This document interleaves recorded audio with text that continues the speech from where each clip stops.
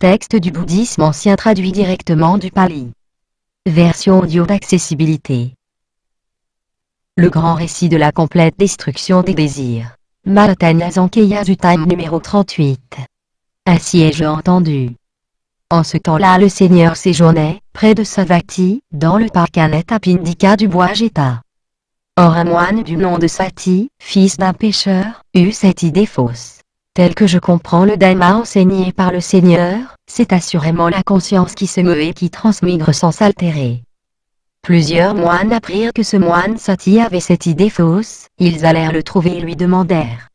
Est-il vrai comme on le dit, ami Sati, que tu nourris cette idée? Tel que je comprends le Dhamma enseigné par le Seigneur, la conscience se meut et transmigre sans s'altérer. C'est bien ainsi, mes amis, que je comprends le Dhamma enseigné par le Seigneur. C'est assurément la conscience qui se meut et qui transmigre sans s'altérer. Désirant détourner Sati de cette croyance fallacieuse, les moines l'interrogèrent, le pressèrent de questions et le sermonnèrent. Ne parle pas ainsi, ami Sati, ne contredis pas le Seigneur car il n'est pas bon de le contredire. Le Seigneur ne parle pas ainsi, il a au contraire déclaré de différentes façons que chaque conscience est produite sous conditions. Hors de ces conditions il n'y a aucune production de conscience. Bien qu'interrogé, pressé de questions et sermonné par les moines, Sati s'en tenait obstinément à son idée fausse, il répétait avec entêtement. Tel que je comprends le Dhamma enseigné par le Seigneur, c'est bien la conscience qui se meut et qui transmigre sans s'altérer. Comme il n'arrivait pas à détourner le moine Sati de sa croyance fallacieuse, les moines allèrent trouver le Seigneur. Ils le saluèrent en arrivant et s'assirent convenablement. Une fois bien assis, ces moines racontèrent au Seigneur tout ce qui s'était passé. Alors le Seigneur s'adressa à un moine. Va de ma part, moine, convoquer le moine Sati, fils d'un pêcheur, en lui disant. Le Seigneur te convoque, ami Sati. Bien, Seigneur. Le moine obéit au Seigneur, alla trouver Sati et lui dit. Le Seigneur te convoque, ami Sati. Bien, mon ami. Sati obéit, se rendit auprès du Seigneur qu'il salua en arrivant, et s'assit convenablement. Quand il fut bien assis, le Seigneur lui demanda. Est-il vrai comme on le dit, ami Sati, que tu nourris cette idée? Tel que je comprends le Dhamma enseigné par le Seigneur, c'est assurément la conscience qui se meut et qui transmigre sans s'altérer. C'est bien ainsi, Seigneur, que je comprends le Dhamma enseigné par le Seigneur. La conscience se meut et transmigre sans s'altérer. Quelle est cette conscience, dont tu parles, Sati? C'est ce qui parle, Seigneur, qui ressent et qui éprouve ici et là les effets des bonnes et des mauvaises actions. À qui donc crois-tu, homme d'illusion, que j'ai enseigné le Dhamma de cette façon? N'ai-je pas dit de différentes manières que la conscience est produite sous conditions? Hors de ces conditions il n'y a aucune production de conscience. Mais toi, homme d'illusion, tu m'as contredit par ta mauvaise compréhension, tu t'es discrédité et t'es créé beaucoup du démérite. Cela te vaudra, homme d'illusion, nuisance et malheur pour longtemps. Puis le Seigneur s'adressa au moine. Qu'en pensez-vous, moine? Ce moine Sati brille-t-il dans ce Dhamma Vinaya? Comment cela se pourrait-il, Seigneur? Certainement pas. À ces mots, Sati resta muet sur son siège, accablé, les épaules tombantes, la tête baissée, anéanti, hébété. Voyant que Sati restait muet sur son siège, accablé, les épaules tombantes, la tête baissée, anéanti, hébété, le Seigneur lui prédit. Tu resteras célèbre, homme d'illusion, pour ta croyance erronée. À présent je vais interroger les moines. Et le Seigneur demanda aux moines. Comprenez-vous mon enseignement, moine, comme ce Sati, fils d'un pêcheur, qui m'a contredit par sa mauvaise compréhension, qui s'est discrédité et s'est créé beaucoup du démérite? Non, Seigneur, car le Seigneur a dit de différentes façons que la conscience est produite sous conditions. Hors de ces conditions il n'y a aucune production de conscience. Bien, moine. Il est bon que vous compreniez ainsi le Dhamma que j'ai enseigné. Car j'ai en effet dit de différentes façons que la conscience est produite sous conditions. Hors de ces conditions il n'y a aucune production de conscience. Et malgré cela, ce moine Sati m'a contredit par sa mauvaise compréhension, il s'est discrédité et s'est créé beaucoup du démérite. Cela vaudra à cet homme d'illusion nuisance et malheur pour longtemps. La conscience tire son nom, moine, de la condition dont dépend sa formation. La conscience qui naît en raison de l'œil et d'apparence visible s'appelle conscience oculaire, celle qui apparaît en raison de l'oreille et de son prend le nom de conscience auriculaire, la conscience produite en raison du nez et d'odeur se nomme conscience nasale, celle qui émerge de la langue et de saveur s'appelle conscience linguale, celle qui naît en raison du composé corporel et de toucher porte le nom de conscience corporelle, et la conscience qui apparaît à partir de la faculté cognitive, lors du tournant, et de connaissable s'appelle conscience mentale. Pareillement, moine, le feu tire son nom du combustible qu'il utilise. Le feu qui brûle du petit bois s'appelle feu de petit bois, celui qui consume des copeaux prend le nom de feu de copeaux, le feu qui dévore de la paille se nomme feu de paille, celui opérant avec de la bouse de vache s'appelle feu de bouse, celui qui brûle des glumes porte le nom de feu de glume, et le feu qui prend dans des déchets mélangés s'appelle feu de déchets. De la même façon, moine, la conscience tire son nom de la condition dont dépend sa formation. La conscience qui naît en raison de l'œil et d'apparence visible s'appelle conscience oculaire, celle qui apparaît en raison de l'oreille et de son prend le nom de conscience auriculaire, la conscience produite en raison du nez et d'odeur se nomme conscience nasale, celle qui émerge de la langue et de saveur s'appelle conscience linguale, celle qui naît en raison du composé corporel et de toucher porte le nom de conscience corporelle, et la conscience qui apparaît à partir de la faculté cognitive et de connaissable s'appelle conscience mentale. Voyez, moine, que ceci est advenu. Oui, Seigneur. Voyez, moine, que ce qui est advenu résulte d'un aliment.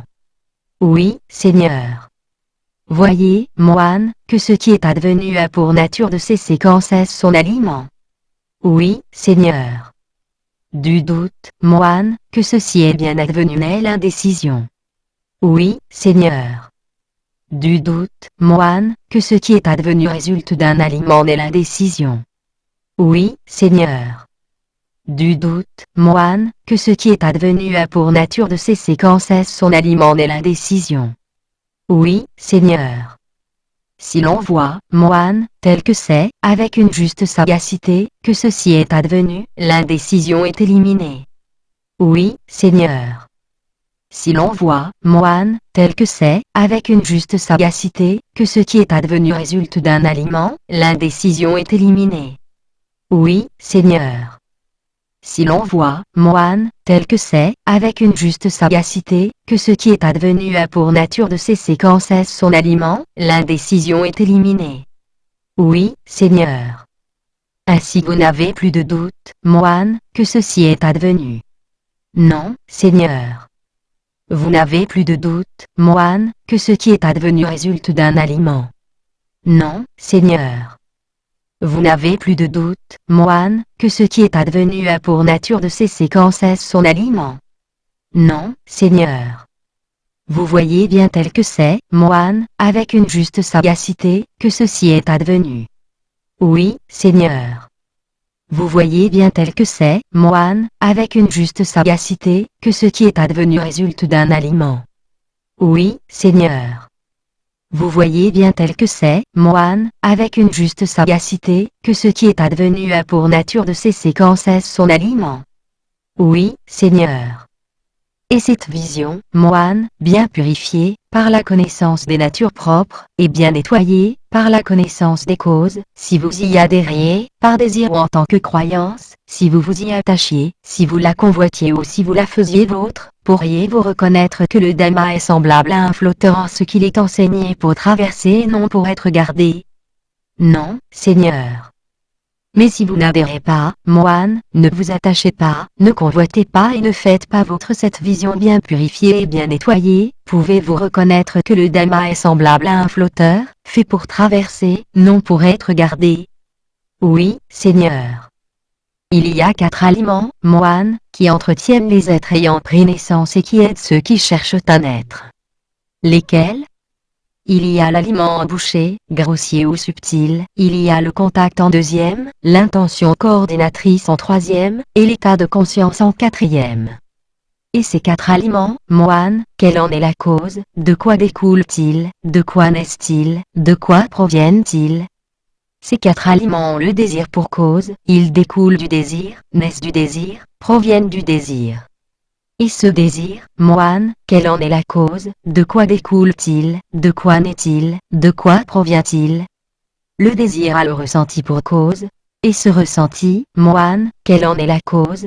Le ressenti a le contact pour cause. Et ce contact, moine, quelle en est la cause? Le contact a les 6 domaines d'origine pour cause. Et ces 6 domaines, moine, quelle en est la cause? Les 6 domaines ont le psychique et physique pour cause. Et ce psychique et physique, moine, quelle en est la cause? Le psychique et physique a l'état de conscience pour cause. Et cet état de conscience, moine, quelle en est la cause? L'état de conscience a les activités efficientes pour cause. Et ces activités, moine, quelle en est la cause? Les activités ont l'aveuglement pour cause, elles découlent de l'aveuglement, naissent de l'aveuglement, proviennent de l'aveuglement. Ainsi, moine, sans aveuglement il n'y a pas d'activités efficientes, sans activité pas de nouvelle état de conscience, sans état de conscience pas de psychique et physique, sans psychique et physique pas les 6 domaines, sans les 6 domaines pas de contact, sans contact pas de ressenti, sans ressenti pas de désir, sans désir pas d'attachement, sans attachement pas d'existence, sans existence pas de naissance, et sans naissance il n'y a pas de vieillissement, de mort, de chagrin, de lamentation, de douleur, d'insatisfaction et de désespoir. Voilà comment se produit toute cette masse de malheur. On a dit sans naissance il n'y a pas de vieillissement et de mort. Faut-il, ou non, une naissance pour qu'il y ait vieillissement et mort? Qu'en pensez-vous, moine? Sans naissance il n'y a pas de vieillissement et de mort, Seigneur, il en est bien ainsi pour nous. Sans naissance pas de vieillissement ni de mort. On a dit sans existence pas de naissance. Faut-il, ou non, l'existence pour qu'il y ait naissance? Le texte se répète, chaînon après chaînon, jusqu'à « Seigneur, il en est bien ainsi pour nous ». Sans aveuglement, pas d'activité. Bien, moine. Vous parlez ainsi, et je dis de même. Cela étant, ceci existe. Par l'apparition de cela, ceci apparaît, c'est-à-dire que sans aveuglement il n'y a pas d'activité, sans activité, et par l'arrêt sans reste de l'aveuglement grâce au détachement, les activités cessent.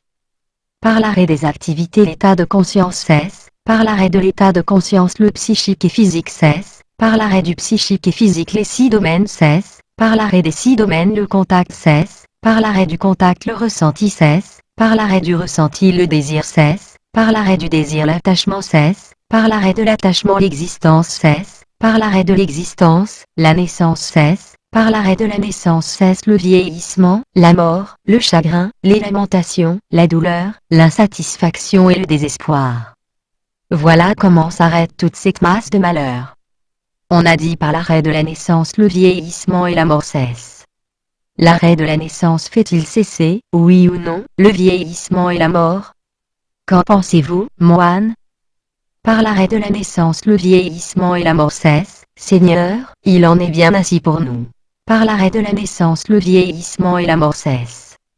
On a dit par l'arrêt de l'existence la naissance cesse. Le texte se répète, chaînon après chaînon, jusqu'à « Seigneur, il en est bien ainsi pour nous ». Par l'arrêt de l'aveuglement les activités cessent. Bien, moine. Vous parlez ainsi, et je dis de même. Cela n'étant plus, ceci n'existe plus. Par l'arrêt de cela, ceci cesse. C'est-à-dire que par l'arrêt de l'aveuglement les activités cessent, etc. D'autre part, moine, en sachant tout ceci, en voyant de cette façon, pouvez-vous encore vous pencher sur le passé? Ai-je existé dans le passé? N'ai-je pas existé dans le passé? Qu'étais-je dans le passé? Comment étais-je dans le passé? Par quelle succession d'étapes suis-je passé? Non, Seigneur. De plus, moine, en connaissant tout ceci, en voyant de cette manière, pouvez-vous vous tourner vers l'avenir? Existerai-je dans l'avenir?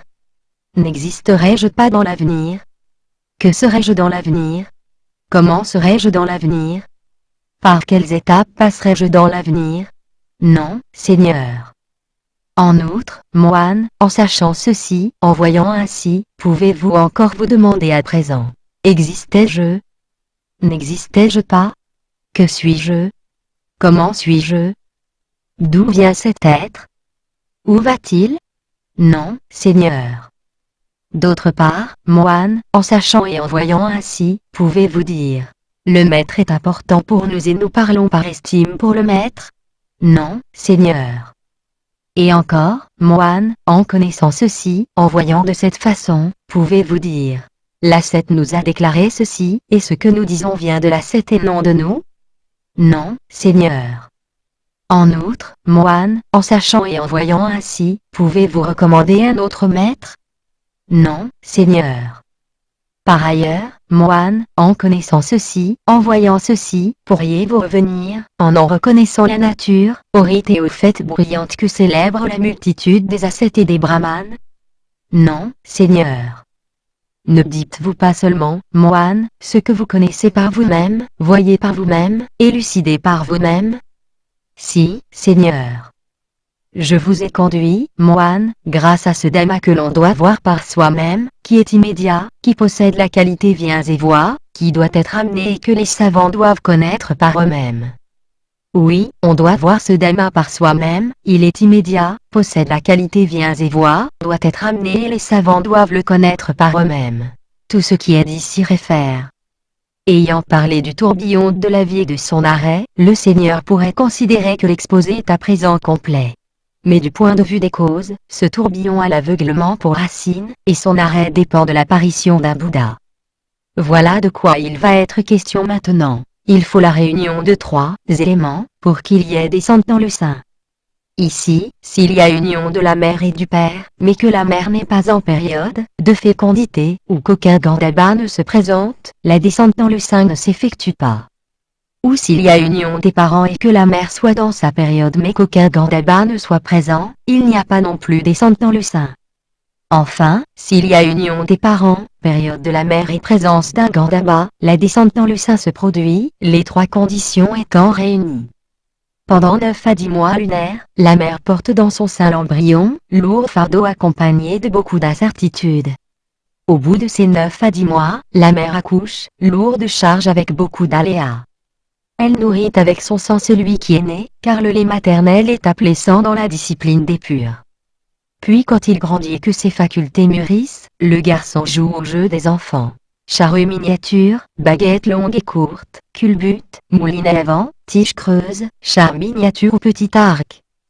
Quand ce garçon a grandi et que ses facultés ont mûri, il bénéficie des plaisirs des 5 sens et en profite.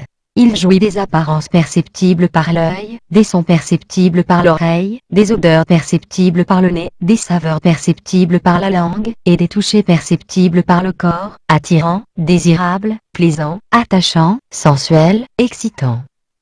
Quand il voit des apparences avec l'œil, il se délecte des apparences plaisantes, déteste les apparences déplaisantes, ne stabilise pas la vigilance quant au corps, il a l'esprit petit et ne reconnaît pas avec sagacité pour ce qu'elles sont la délivrance spirituelle et la délivrance sagace grâce auxquelles les choses mauvaises et pernicieuses sont stoppées sans qu'il en reste rien.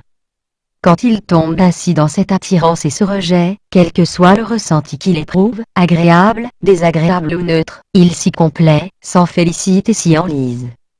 Quand il se complaît dans ce ressenti, qu'il s'en félicite et s'y enlise, il s'en réjouit. Cette réjouissance est une forme d'attachement. En raison de cet attachement, il y a l'existence, en raison de l'existence une naissance, en raison de la naissance le vieillissement, la mort, le chagrin, les lamentations, l'insatisfaction, la douleur et le désespoir.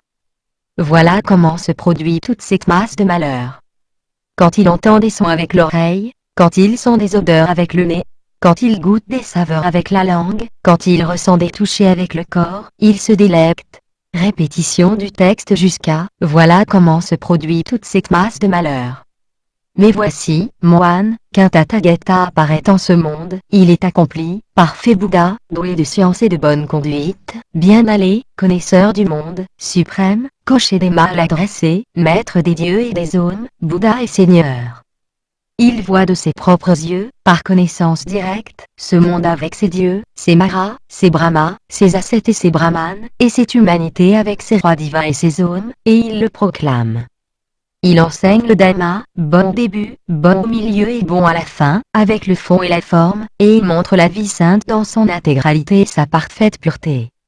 Un maître de maison, un fils de maison ou un natif de tel ou tel clan entend ce dhamma, et ce dhamma lui donne confiance dans le Tathagata. Et quand il a cette confiance, il réfléchit. Mon foyer est encombré et poussiéreux alors que l'errance se vit au grand air. Il n'est pas facile pour ceux qui restent chez eux de mener la vie sainte dans son intégralité, entièrement pure et polie comme une conque. Je ferais mieux de me faire raser les cheveux et la barbe, de revêtir les robes safran et de passer du foyer au sans-foyer. Par la suite, il abandonne la masse de ses biens, grande ou petite, il abandonne le cercle de ses connaissances, grand ou petit, il se fait raser les cheveux et la barbe, il revêt les robes safran et passe du foyer au sans-foyer. Après ce passage, il adopte l'entraînement et le mode de vie des moines. Il rejette la destruction du souffle vital et s'abstient de détruire le souffle vital. Il pose le bâton, il pose l'épée, il se contient, il est compatissant et soucieux du bien-être de tout ce qui existe et respire. Il rejette le vol et s'abstient de prendre ce qui n'est pas donné. Il ne prend que ce qui est donné, il n'aspire qu'à ce qui est donné, il reste pur de tout vol. Il rejette les conduites impures, il s'en écarte, mène une vie chaste et s'abstient des relations sexuelles naturelles aux villageois. Il rejette les tromperies et s'abstient de tromper. Il dit la vérité, il persiste dans la vérité et y persévère, il est digne de confiance et ne se joue pas de son monde. Il rejette les paroles malveillantes et s'abstient de parler avec malveillance. Il ne rapporte pas ici ce qu'il a entendu là-bas pour nuire à cela, il ne rapporte pas là-bas ce qu'il a entendu ici pour nuire à ceci, il réconcilie ceux qui sont brouillés, il réunit les réconciliés, se plaît à la concorde, se délecte de la concorde, se réjouit de la concorde et prononce les paroles qui amènent la concorde. Il rejette les paroles blessantes ou grossières et s'abstient de parler grossièrement. Les paroles qu'il prononce sont douces, agréables à l'oreille, elles vont au cœur, elles sont courtoises, délicieuses et plaisantes pour le plus grand nombre. Il rejette les vains bavardages et s'abstient de bavarder. Il parle en temps opportun, il dit ce qui est, il parle de la réalité, il parle du Dhamma, il parle du Vinaya, et ses paroles, dignes d'être retenues, sont opportunes, argumentées, bien cadrées et utiles. Il s'abstient de détruire les plantes et les arbres. Il se contente d'un seul repas par jour et s'abstient de manger la nuit ou en dehors du temps prescrit. Il s'abstient de chanter, de danser et de jouer de la musique, il renonce aux spectacles excitants. Il s'abstient de porter des guirlandes, des parfums, du maquillage, des bijoux ou des cosmétiques. Il refuse les lits grands ou élevés. Il refuse l'or et l'argent. Il refuse les grains crus. Il refuse la viande crue. Il refuse les femmes et les jeunes filles. Il refuse les esclaves, hommes ou femmes. Il refuse les chèvres et les boucs. Il refuse les coqs et les cochons. Il refuse les éléphants, les vaches, les chevaux et les juments. Il refuse les champs et les terres. Il refuse de porter des messages. Il refuse d'acheter ou de vendre. Il s'abstient de falsifier les poids, les monnaies ou les mesures. Il s'abstient de frauder, de tromper ou d'escroquer. Il s'abstient de mutiler, d'exécuter, d'enchaîner, d'attaquer les passants, de piller ou de se livrer à des violences. Il se contente de la robe qui lui couvre le corps et du bol d'aumône qui lui remplit l'estomac, et où qu'il aille, il les emporte avec lui. Partout où va l'oiseau, il vole avec ses ailes. De même, le moine se contente de la robe qui lui couvre le corps et du bol d'aumône qui lui remplit l'estomac, et où qu'il aille, il les emporte avec lui. Quand il se conforme à l'ensemble de ces disciplines immaculées, il ressent un bonheur intérieur sans défaut. Quand il voit une apparence avec l'œil, quand il entend un son avec l'oreille, quand il sent une odeur avec le nez, quand il goûte une saveur avec la langue, quand il sent un toucher avec le corps, ou quand il connaît un connaissable avec la faculté de connaître, il n'en saisit pas le signe principal ni les détails révélateurs qui permettraient à la convoitise, à l'insatisfaction et à d'autres agents mauvais et pernicieux de l'envahir aussi longtemps que la faculté correspondante reste incontrôlée. Il s'engage dans ce contrôle, protège sa faculté et se consacre au contrôle de sa faculté. Quand il va vers l'avant ou vers l'arrière, il agite en toute sagacité. Quand il regarde devant lui ou de côté, il agite en toute sagacité. Quand il plie ou étend les membres, il agite en toute sagacité. Quand il revêt la cape ou la robe, quand il prend son bol, il agite en toute sagacité. Quand il mange, boit, mâche ou savoure, il agite en toute sagacité. Quand il urine ou défèque, il agite en toute sagacité. quand il marche, quand il se tient debout, assis ou couché, quand il est éveillé, quand il parle, quand il se tait, il agit en toute sagacité. Quand il se conforme à l'ensemble de ces disciplines immaculées, qu'il possède en outre ce pur contrôle des facultés et cette pleine conscience vigilante, il se rend dans un lieu de séjour isolé. Forêt, pied d'un arbre, montagne, grotte, ravin, cimetière, plateau boisé, tente ou paillote. Là, après le repas, quand il est revenu de sa tournée d'aumône, il s'assiège en croisée, se redresse et fixe sa vigilance devant lui. En éliminant toute convoitise pour le monde, il demeure sans convoitise et lave son attention de toute convoitise. En éliminant le défaut de l'aversion, il demeure sans aversion, il reste soucieux du bien-être de tout ce qui existe et respire, et il lave son attention de toute forme d'aversion. En éliminant l'engourdissement et la torpeur, il demeure sans engourdissement ni torpeur, il perçoit lucidement, il reste vigilant, pleinement conscient et lave son attention de tout engourdissement ou torpeur. En éliminant l'agitation et l'inquiétude, il demeure sans agitation. Son attention reste paisible et il lave son attention de toute agitation ou inquiétude. En éliminant l'hésitation, il demeure sans hésitation, il ne se pose pas de questions et lave son attention de toute hésitation relative aux manifestations bénéfiques. Quand il a éliminé ces 5 obstacles, ces impuretés de l'attention qui affaiblissent la sagacité, c'est seulement en s'isolant du sensoriel, en s'isolant des agents pernicieux, qu'il accède au premier jhana, au deuxième jhana, au troisième jhana, au quatrième jhana, et qu'il y demeure. Quand il voit des apparences avec l'œil, il ne se délecte pas des apparences plaisantes et ne déteste pas les apparences déplaisantes mais stabilise la vigilance quant au corps, il a un esprit incommensurable et reconnaît avec sagacité pour ce qu'elles sont la délivrance spirituelle et la délivrance sagace grâce auxquelles les choses mauvaises et pernicieuses sont stoppées sans qu'il en reste rien. Comme il a éliminé l'attirance et le rejet, quel que soit le ressenti qu'il éprouve, il ne s'y complaît pas, ne s'en félicite pas et ne s'y enlise pas. La réjouissance est arrêtée. De l'arrêt de la réjouissance l'arrêt de l'attachement, de l'arrêt de l'attachement l'arrêt de l'existence, de l'arrêt de l'existence l'arrêt de la naissance, de l'arrêt de la naissance l'arrêt du vieillissement, de la mort, du chagrin, des lamentations, de l'insatisfaction, de la douleur et du désespoir. Voilà comment cesse toute cette masse de malheur. Quand il entend des sons avec l'oreille, quand il sent des odeurs avec le nez, quand il goûte des saveurs avec la langue, quand il ressent des touchés avec le corps, il ne s'en délecte pas. Répétition du texte jusqu'à « Voilà comment se produit toute cette masse de malheur. Portez en vous, moine, cette délivrance par la complète destruction des désirs que j'ai exposés en résumé. » Et ce moine Sati, fils d'un pécheur, s'est au contraire pris dans le grand filet des désirs et s'est enfoncé dans le désir. Les moines furent satisfaits des paroles du Seigneur et ils s'en réjouirent. Note du traducteur. Sati a entendu le Seigneur parler de naissances antérieures et raconter qu'il fut dans le passé tel ou tel personnage. Il en a conclu que les autres éléments physiques et non physiques cessent ici ou là, alors que la conscience passe d'existence en existence sans s'altérer. Bien que qualifié d'homme d'illusion, Sati pense encore pouvoir atteindre le but, car il a vu que le confirmé Upasana, bien qu'appelé homme d'illusion, Vinaya, a fini par le réaliser. Le Seigneur pose cette question au moine pour que Sati comprenne enfin l'étendue de son erreur. Sati est enfin convaincu. Il adhérait de bonne foi à sa croyance, et voici que celle-ci est anéantie. Il comprend maintenant qu'il ne pourra pas atteindre le but. Il ne s'agit plus seulement de la conscience mais de tous les éléments dans l'instant, physiques et non physiques, qui sont nés, apparus, qui se sont produits. En voyant aussi les causes grâce à la sagacité dans la supravoyance, Vipassana. Allusion à la comparaison du flotteur dans le récit du serpent, numéro 22, traduit dans les empreintes d'éléphant. On distingue l'existence action, Kamabhava, et l'existence événement, Upapatibhava. Seule la première conditionne la naissance, Visuddhimagga 17. Cette formule est expliquée en détail dans le Visuddhimagga 7. Le Gandhabba est prêt à renaître et se trouve entraîné par le mécanisme du karma sans observer l'union de ses futurs parents.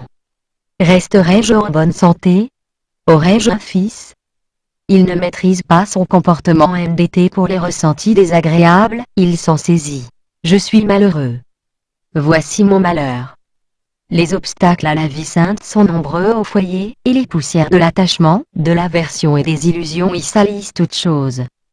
Quand il va, ou se penche, dans telle ou telle direction, il le fait sans perdre de vue sa pratique, il considère si ce mouvement est bon pour sa pratique. Il n'imagine pas que quelqu'un avance ou recule, mais il voit qu'une action mentale guide l'élément vent, lequel me le composé corporel. L'élimination des 5 obstacles caractérise la concentration de proximité Visu 4. Il faut cultiver ensuite l'art de l'insertion, Visu 4, pour atteindre le premier jhana, premier niveau d'absorption contemplative. Traduction. Christian Maes. Réalisation vidéotexte. Les connaisseurs du monde.